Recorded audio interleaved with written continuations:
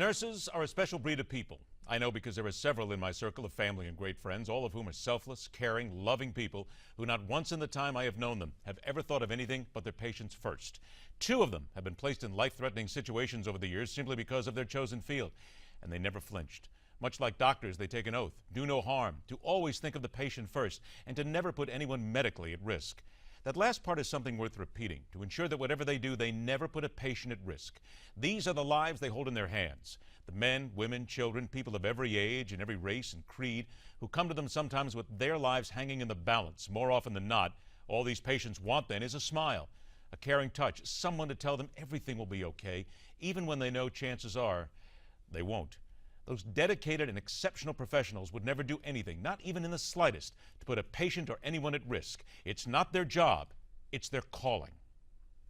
How are you feeling? I know your last contact with an Ebola patient was back in October 21st.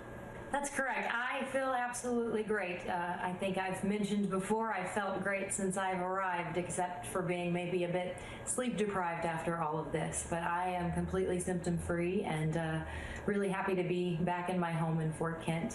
And we know that the state of Maine would like you to abide by a voluntary quarantine until the 21 days have passed, but you say you're not going to do it.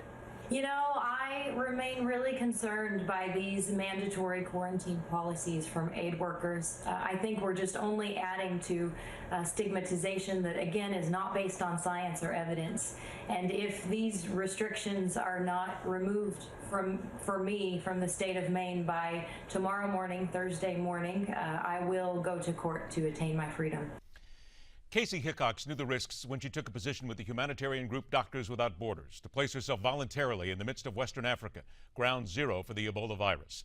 It is correct, she's been tested twice for the Ebola virus since leaving Sierra Leone, and she has twice been found to be Ebola-free. But as we